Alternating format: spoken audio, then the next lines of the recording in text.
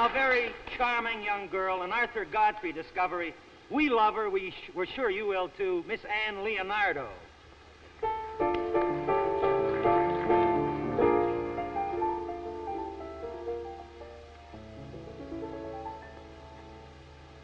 I blush to think how many, many men have asked for a kiss from me.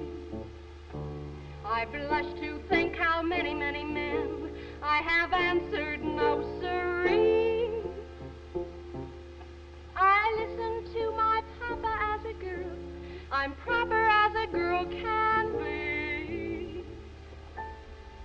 I wish to thank the many, many men for the properness in me they see. But as for you, you Romeo, you'll see a human dynamo who hug you till you holler, uncle, squeeze you, till you're black and blue, kiss you, till you beg for mercy, haunt you, till you say I do. Oh, you Romeo, and for you Romeo, oh, what love your baby has for you.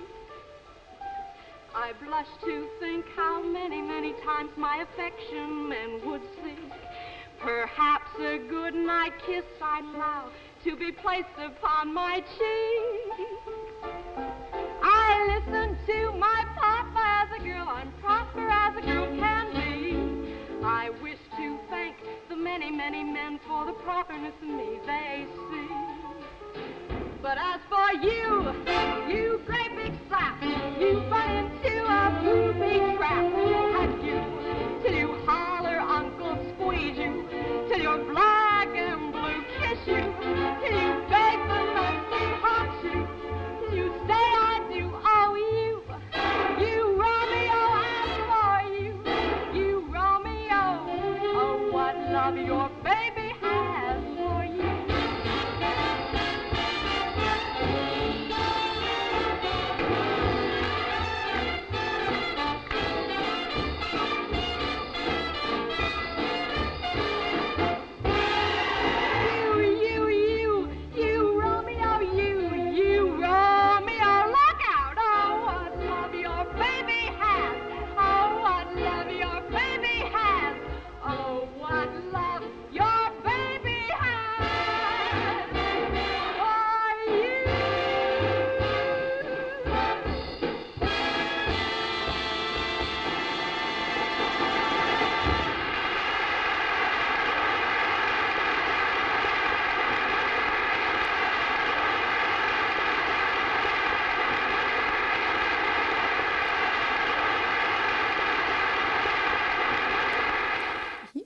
My name is Anne Thaxter.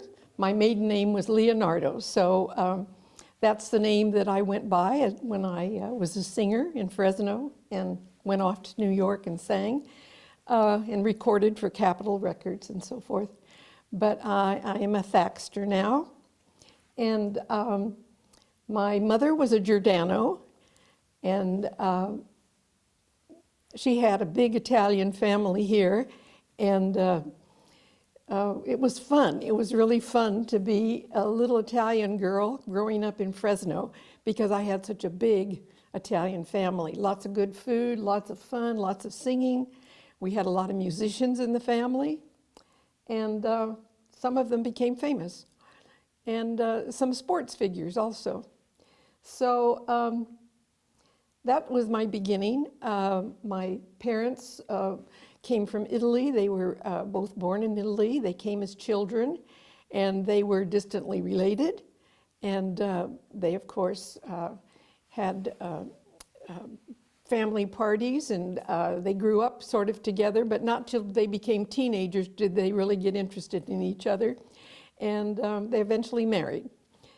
And they were very hard workers. They worked in the canneries. They saved their money, and my father bought a store, and he bought property, and he became a successful businessman. And we were just really lucky Italians. to live in Fresno and to grow up in Fresno. My parents were very attentive parents, and they gave me piano lessons and dancing lessons, and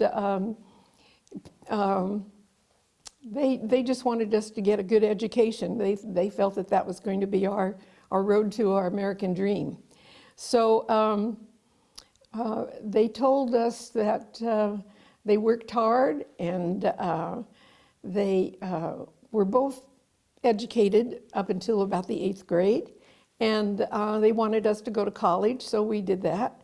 And my oldest brother became a doctor, and my youngest brother a businessman, and I was the musician of the family. Okay, we lived near Roosevelt High School, because that's where my father's store was, on Tulare and Maple.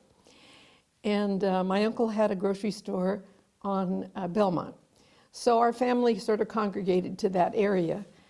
And then when my brother went to college, we moved to the Fresno City College area. It was Fresno State then. And that's where I remember mostly. I went to the training school there and started taking piano lessons there, and started appearing in programs and on TV. And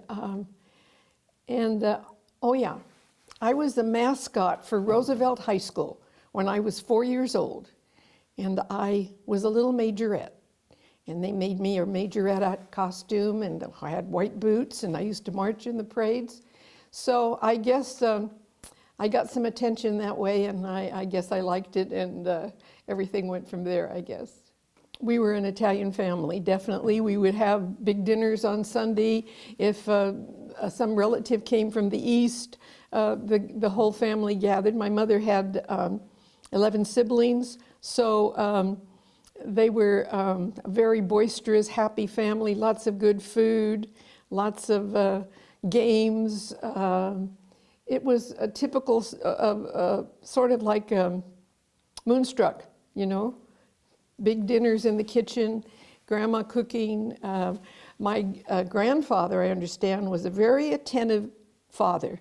My grandmother was so busy having children, 12 of them, and was always sick.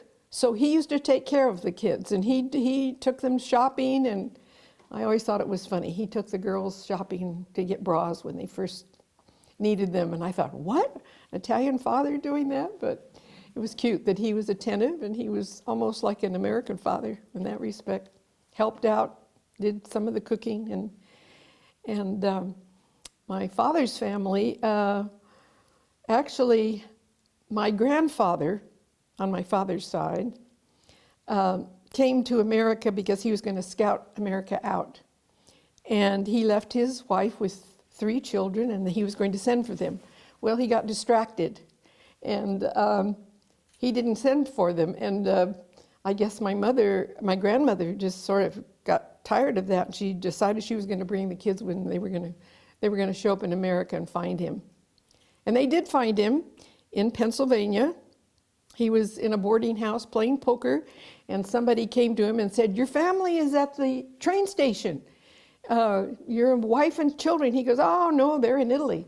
And he said, this friend said, no, they're there. So he went to the train station, and sure enough, his wife was there with 3 children, and he hadn't seen them for a couple of years.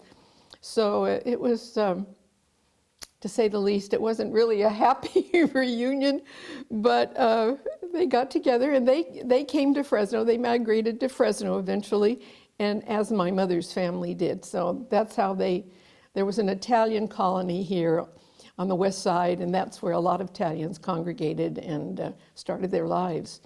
Yeah. Well, I think, as far as my father and mother were concerned, they played marbles and they played games, and that was their entertainment. They always had big meals, and friendly relatives were always congregating, a lot of music.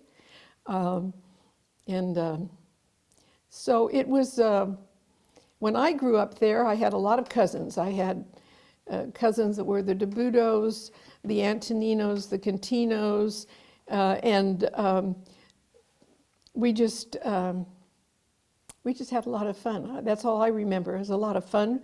The folks would visit at night in the nighttime. They didn't have TV or didn't have that kind of entertainment, so they would go visit each other. They would sit out on their front porches or in their backyard, cut watermelon on those summer evenings, and you could hear the sprinklers going and people talking, and the kids, nobody said you have to go to bed at 6 o'clock. No, we used to stay up as late as we wanted to, and then we'd go into one of the bedrooms, flop down on the bed and go to sleep, and when the parents were through visiting and playing cards or whatever they did, they'd pick us up and take us home. So it was a very easy time for all of us. No abuse, no drugs, nothing like that, just family fun. Good family fun. So my folks thought for some reason that I had some talent or something, so they decided to give me piano lessons and dancing lessons. And as I said, I was a little majorette, and I like the attention, I guess. So in high school, I played the piano. I thought I wanted to be a concert pianist. I had studied seriously and performed seriously. But in high school, that wasn't so much fun. I started singing just for fun, and people said, why don't you try out for that freshman assembly? So I did, and all I can remember is that I sang I'm in the Mood for Love, sang and played the piano for myself, and there was just silence, and then all of a sudden when I was done, there was a lot of clapping, and I thought, wow, this is fun, this is good.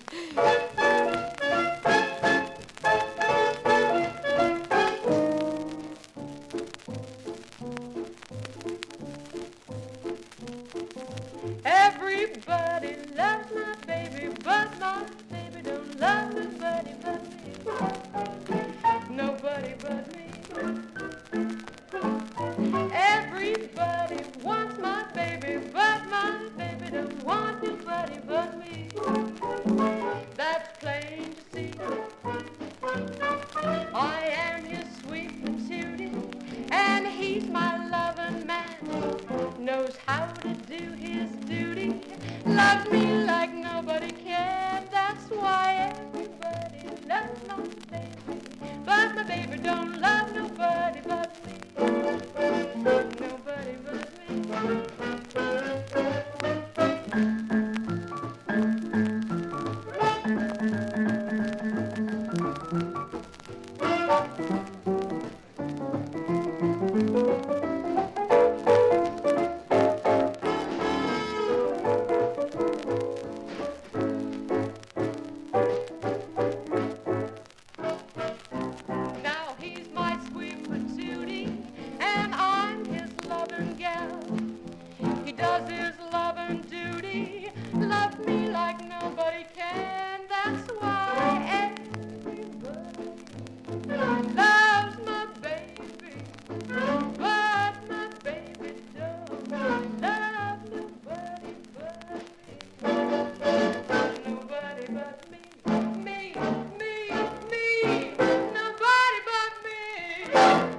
Sure enough, you know, I started performing, singing on TV. We'd have school assemblies, and the schools would exchange students, and I guess somebody saw me on one of these things on Channel 47, it was at that time, and they asked me if I would sing with Dave Stogner's rhythm band. It was a hillbilly band. So I said, sure. So I sang with him for a little while, and then KMJ picked me up from that exposure and offered me a television show. And it was a 20-minute show on KMJ TV on Tuesday nights, and it was right after the Dinah Shore show. And the whole concept of that show was that high school students from the various schools would come and perform, from Roosevelt, from Edison, from San Joaquin Memorial, from Fresno High. And they got a chance to perform on live TV. And it was live, so I read from the teleprompter whenever I could and sang. And that went on for a couple years. I had a really good director, really good art directors at KMJ. They all went on to big things. My director went on to do the Peanuts series, and the art director went on to, I guess it was CBS, and he became an art director there. So I had some really good young people working for me and helping me out. And then I guess they introduced me to somebody that was going to have me do a show, a performance on Art Linkletter and on something in San Francisco. So I began sort of blossoming out and singing in different places. We heard that she had a voice that was worth hearing from coast to coast. She had an ambition to sing, and since we don't give the youngsters a chance, where are the stars of tomorrow going to come from? So let's see what she looks like. Miss Ann Leonardo from Fresno. Come on out, Annie. Hi. Hello. Let's see now, you're 18, aren't you? That's right. Uh-huh. This is quite a pity-patty occasion for your heart, isn't it? Oh, I should say. Uh-huh. Have you had voice training? No, I've just sung on my own, though I've had piano lessons. Oh, you were going to be a pianist first? I had great intentions of becoming a concert pianist, and then kind of changed horses in the middle of the stream, you might say. You mean octaves in the middle of the keyboard. And you started singing. Uh-huh. Where have you sung? Well, right now at the present time, I'm singing in Fresno on my own television show and radio show. You have a television show? Uh-huh, over KMJ TV. Well, isn't that fine? As a matter of fact, that's how we heard about you. And we wanted to bring you down and let all the people all over the nation see what our young talent looks like. Now, what sort of a show do you put on there outside of singing yourself? What do you do? We spotlight teenage talent, Mr. Linkletter. Oh, this is a fine thing. She has a program where she gives young people a chance. So I bring her here to give her a chance. Oh, that's very cute. Well, now, what do you tell the youngsters whom you are giving their first opportunity to sing on the Fresno station, if they're excited? Well, we usually tell them to relax and enjoy themselves, not get nervous. Mm-hmm. Good, good. Well, now, you're going to sing for us. Uh-huh. And they're looking at you in New York and Chicago and Detroit and New Orleans and Dallas. What are you going to sing? Learning the blues? You go over there and get into our little set. Muzzy Marcelino and the group will accompany you. And by the way, if you're nervous or excited, just relax. It's fun. Take a deep breath and remember all the things you told the other kids. Here she is, Ann Leonardo. The tables are empty, the dance floor's deserted. You play the same love song, it's the 10th time you've heard it. That's the beginning, just one of the clues. You've had your first lesson in learning the blues. The cigarettes you light, one after another, won't help you forget him. And the way that you love him, your only burden, a torch you can't lose. But you're on the right track for learning the blues. When you're at home alone, the blues will haunt you constantly. When you're out in a crowd, the blues will taunt your memory. The nights when you don't sleep, the whole night you're crying, but you can't forget him. Soon you even stop trying. You'll walk the floor and wear off your shoes. When you feel your heart break, you're learning the blues. You're learning the blues. You're learning the blues.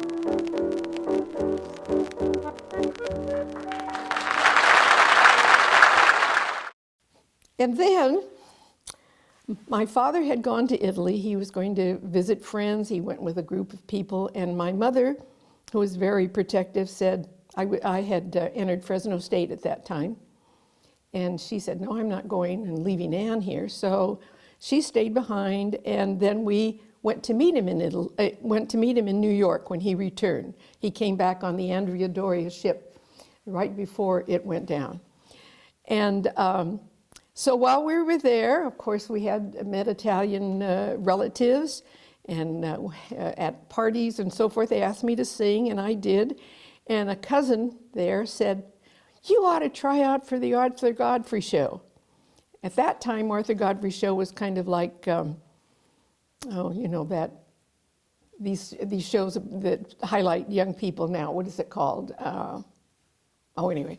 So I did. I tried out. He was my talent scout, and I tried out for that. And I did not win. A hillbilly band won. A bluegrass group won. But there was some dispute as to the applause meter. And evidently people called in or something. So the next thing I knew, Arthur Godfrey's manager or producer called me and said if I would do a week on Arthur Godfrey. And that was CBS radio and television. It was a simulcast. So I did. I went, and Arthur Godfrey and at that time Pat Boone was on his show, the McGuire sisters. Oh golly, I can't remember all their names, but Anita Bryant was on. And anyway, so the last day I was on, he said to me, do you have another song to sing? This was live television. And I said, well, I could sing and play the piano if that would be okay. And he said, oh, you play the piano? Okay. So took a commercial, and they rolled out a piano, and I sang at the piano. I can remember it was Istanbul was Constantinople, that song. He loved it, and he said, will you come back and do 2 more weeks on the show? But we have a lovely lady out here from California that was formerly one of the Talent Scout winners, and unfortunately yesterday we got so all kind of jammed up that we did audience, but Miss Ann Leonardo. Let's get Ann out here. Ann? Hey, boy, wait till we see you on television. Here's a pretty little girl here from California. Thank you. You having fun on your visit this time to New York? Oh, it's just wonderful. And today almost looks like California weather, too. Sure does, doesn't it? Mm-hmm. No smog, no grog. Now, wait a minute. Smog is only in Los Angeles, Oh, I see. not in the rest of California. Where do you live exactly in Ontario? Fresno. Fresno. That's about halfway between Los Angeles and San Francisco. That's right. You go north to Fresno. That's usually the halfway break when you're driving from Los Angeles to San Francisco. You stop in Fresno. Okay. I'm curious, and I know a lot of the ladies and gentlemen listening in would like to know what has happened to you professionally since you won Talent Scouts. How long ago? Within the last year? In July, yes. In July. Well, has it sort of expedited matters as far as getting your career rolling? Oh, yeah. It's been very helpful. A record contract came from it. Oh, for whom do you record now? Capital. Capital? How's it going? Well, I think the record is going fairly well. But tell me about yourself. What do you do in Fresno? Do you work in Fresno proper, or do you work around Los Angeles? Mostly Fresno, because I've been going to college there, Fresno State College. Oh, are you still in school? It'd be wonderful to be young. What are you studying? Oh, I'm majoring in music. Well, that figures. What else? What else do you study? Well, the regular curriculum, English, psychology. Well, Ann, you have 2 songs here. Are you going to play for us or just sing today? Just sing today, that's Just right. sing. Is this one of your records? No, it isn't. This is an old Irving Berlin tune. Shaking the Blues Away? Yeah. I've never heard. This is one Irving Berlin song I've never heard, but here's Ann Leonardo to sing Shaking the Blues Away.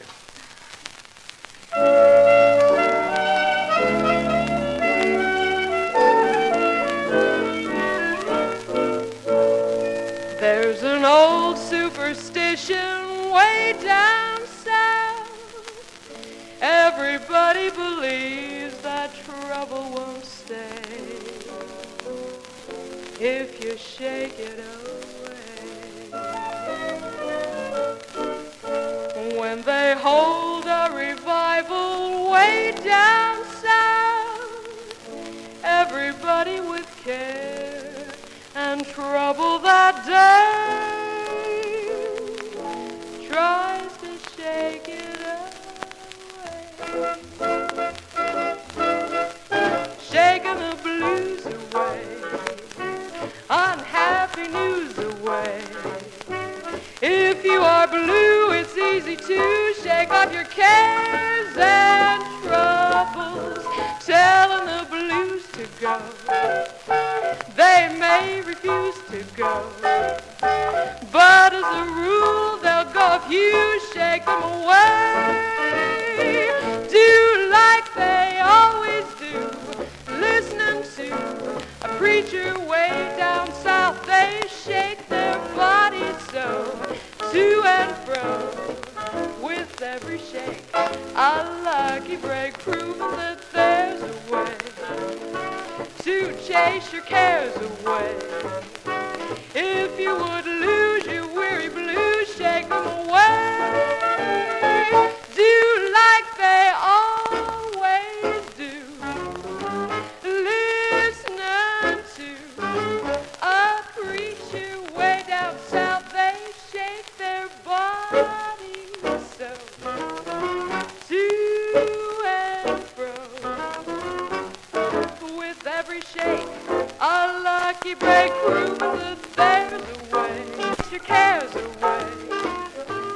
If you would lose your weary blues, shake them away.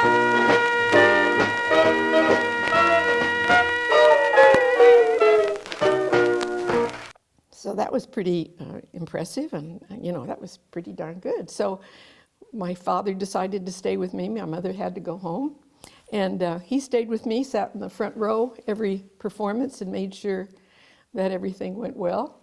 And then they started making some very complicated piano arrangements for me that I could do with the orchestra. So I was practicing like crazy at the CBS studios late up until the middle of the night or until 2 o'clock in the morning, trying to get these arrangements practiced and perfected. And so I was there for 2 weeks, and then he said, okay, can you come back in 2 weeks? And sure, why not? So I came back to Fresno, and I went back to school at Fresno State. Got to pledge my sorority and do all that, and then in 2 weeks I had to go back to New York. So I did that for a year. I'd come home for a couple weeks, and then I'd go back down Arthur Godfrey's for a couple weeks. I think we just have time to have a former Talent Scout winner, Miss Ann Leonardo, to come out and sing for us. Ann?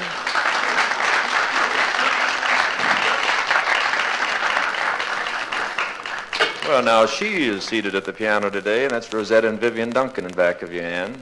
Yes, I was talking to them not too long ago, and my father has told me so much about them, and he's in the audience. I think he's going to be very surprised to see them. Well, there you are. All from California, too. Mr. Leonardo, where are you, sir? There he is in the back. Welcome to New York. I had no idea you were here. Well, we just have time to do Somebody Loves Me, and I'm sure it's your daddy, huh?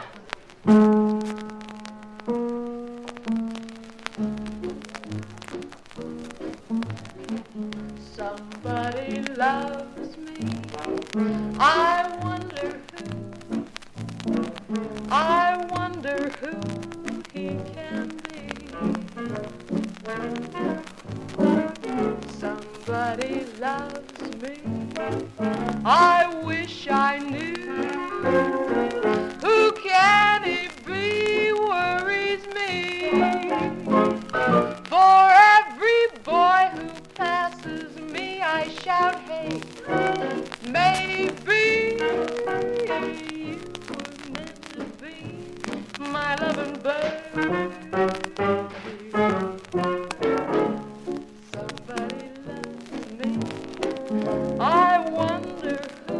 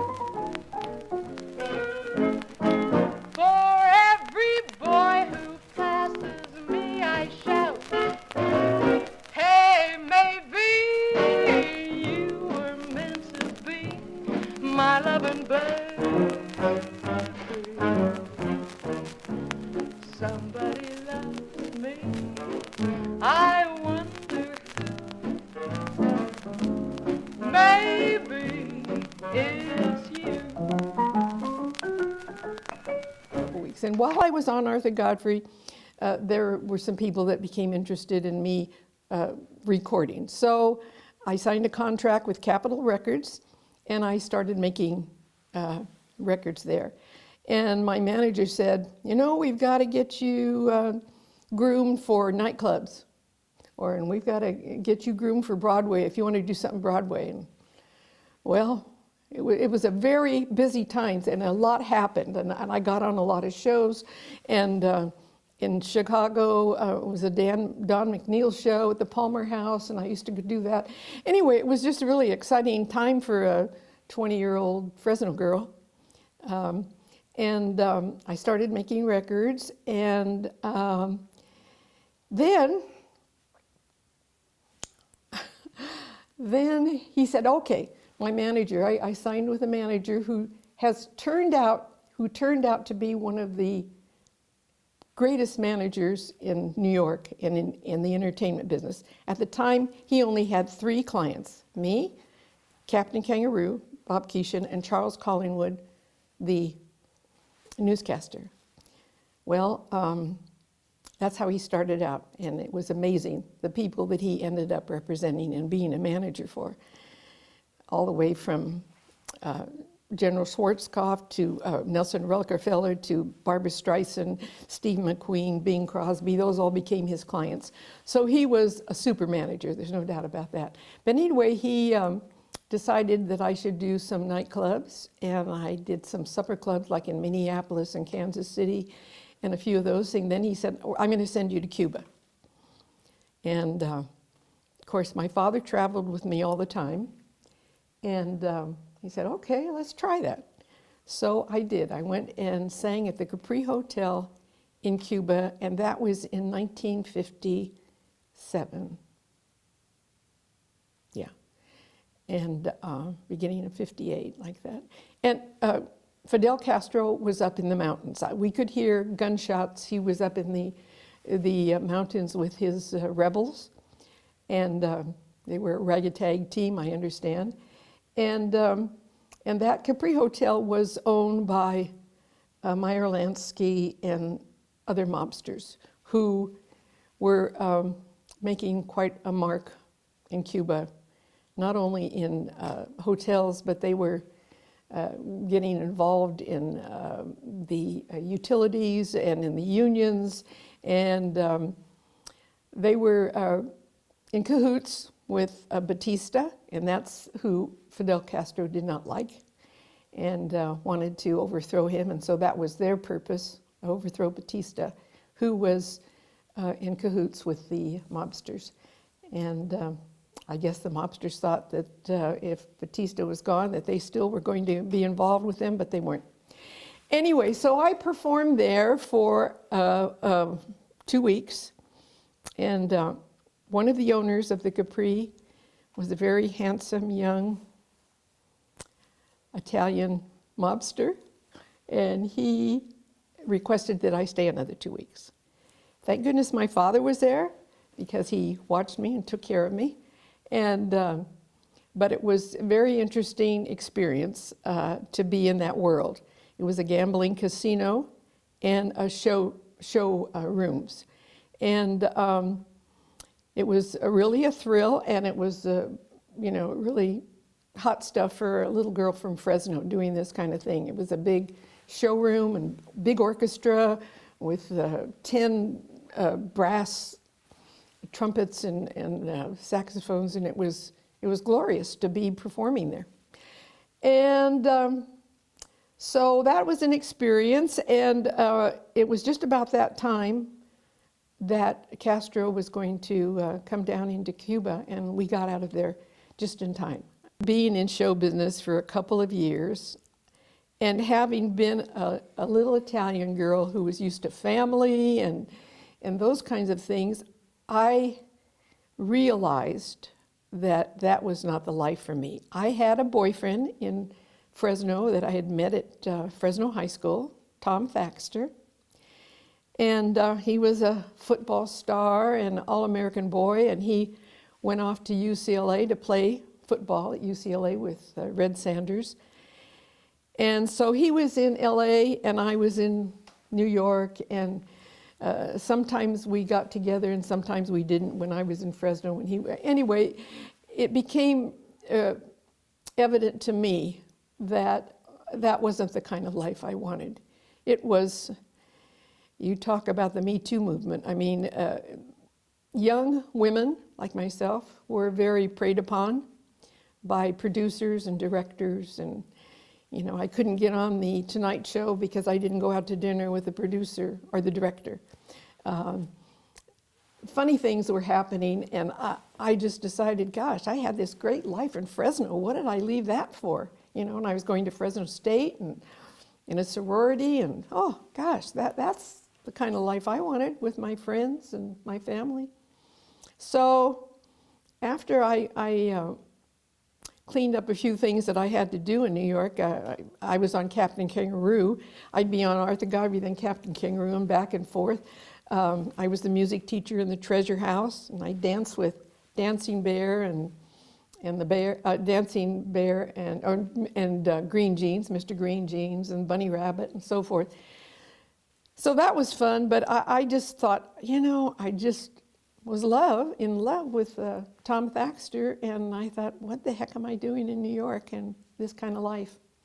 So I gave it all up, cold turkey, and then eventually I went back to Fresno State for a year and got engaged, and then we married.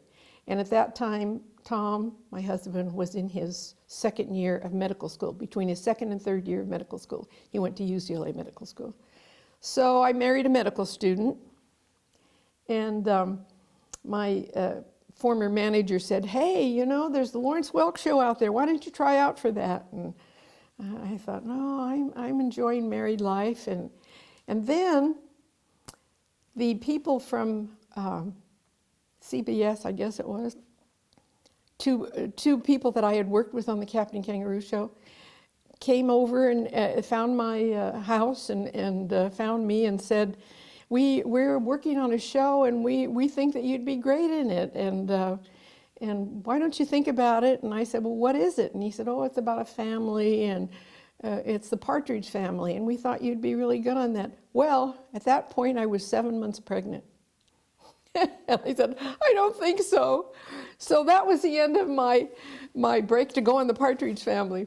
But I'm glad I didn't. I mean, I married a terrific man and married to him, and I had children, and being with him, and he went into the Army after medical school, and we lived in Okinawa in Japan, and we had a very interesting and exciting life, and finally moved back to Fresno. He was a Fresno boy and I was a Fresno girl, and we wanted to come back and raise our children here. So that's the story. Here I am. So in Fresno, there were some very talented Italian youngsters, and everybody just sort of was musical, and I just thought everybody could sing and everybody could kind of dance, but later on I found that was not true. I mean, not everybody can do those things, but certainly in my family, and of course then in my family, we used to just adore my cousin who played the accordion, Dick Contino. He would come visit from Hollywood or wherever he was traveling. He had been on the Horace Heights show and won all those shows, and so we would sing and dance, and he would, we had something in the family called serenading. During the holidays, everybody, the family would meet, everybody then would go home. But a few of the gentlemen decided to stay and drink in one of the homes, and Dick Contino would pull out his accordion, and my uncle Pete Giordano pull out his clarinet, and they decided to go serenading. So in the middle of the night, like 2 o'clock in the morning, you'd hear by your bedroom window this wonderful music, Dick and my Uncle Pete playing. He played like Benny Goodman. He was terrific. this wonderful music, and then they'd wake everybody up, and the lights would go on, and then you'd bring them in, and everybody would then have coffee or coffee royals or some food, whatever, they'd bring out the food. Okay, that's great. Then they'd pick up the man of that house, and then they'd go to another house. And so like 2, 3 o'clock in the morning, 4 o'clock in the morning, they're traveling from house to house, serenading, and picking up the gentleman and bringing him with him. Well, it was always usually like on Christmas Eve or the night before Easter. And so by the time the men got home, they were of no use to their wives. They couldn't help their wives because they had all been drinking, and they were conked out. They'd go take a nap until dinner was ready because they'd all been out serenading. So this was something that was tradition with our family, that if you talk to any of my Italian cousins, they knew what serenading was all about. It was fabulous. Chich de Buduo was my cousin, if you've heard of de Buduo and Defendus, and he could sing like Frank Sinatra or Frankie Lane. I mean, he never took singing lessons, but he could sing like them. I mean, it was unbelievable. So he was part of the family scene. And as far as some of the other young Italian boys and people in Fresno, Johnny Salatino played the accordion also, and he was fabulous. And Ron Haskins, and he eventually got a band. They all got bands. And when I came back to Fresno, I used to sing with him once in a while, with Johnny Salatino or with Ron Haskins. And so there were a lot of talented young people here. And some became, professional, like Frankie DeLuca. He was a great drummer. And Ralph Manfredo, he was a cousin, and he played the piano, and he had a band that played all over Fresno, from weddings, for baptisms, for whatever, not for funerals, but they were always picking up their instruments and playing on the weekends and on whenever they could. They'd have jobs, outside jobs, and do other things, but they were musicians that played and performed at night. And so there was a big musical scene here. Also, I had another famous relative, young Corbett, Ralph Giordano, was my mother's brother. And he was welterweight champion of the world. And I think it was in the 30s. I'm not sure what year that was exactly, but he was famous, and he had ticker tape parades. And I remember seeing film of him fighting at Kezar Stadium in San Francisco. And all the people in the stadium were men. I didn't see any women.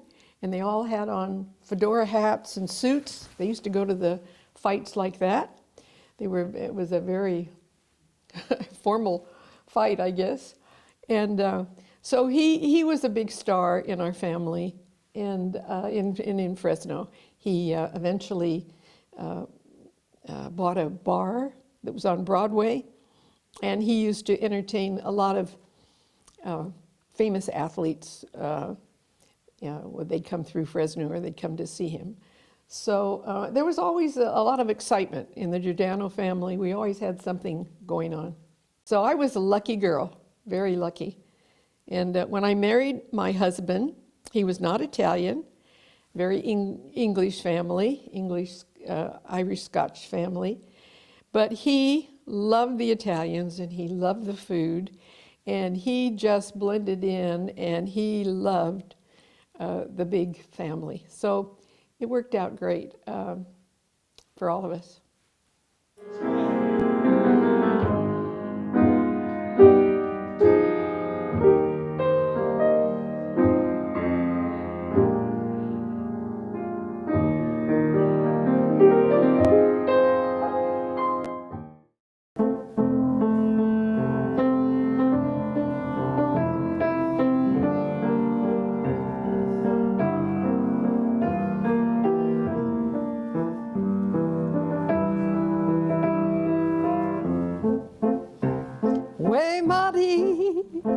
Uè Marie, quanto sogno che perso per te, fammi dormire, abbracciato un poco con te. Uè Marie, oh, that's all I can do. Well, here's Anne Leonardo singing The Day That I Was 17.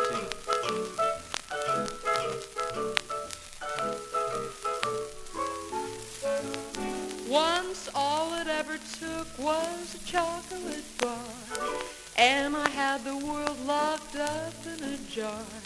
But I discovered love and had it beat by far the day that I was 17. I used to save my dimes for a Sunday or two, buy a lot of cream all covered with goo, but it never tasted like that little kiss from you the day that I was 17. The things that I dreamed of nightly, like lemon drops growing on trees, from then on I treated lightly, 'cause they never could compare to a hug and a squeeze. Each minute of my life has been loaded with fun, but if I live to be 101, there'll never be another day beneath the sun like the day that I was 17. The things that I dreamed of nightly, like lemon drops growing on trees, from then on I treated lightly, 'cause they never can compare to a hug and a squeeze. Each minute of my life has been loaded with fun, but if I live to be 101, there'll never be another day beneath the sun like the way that I was, like I say that I was, like the day that I was 17.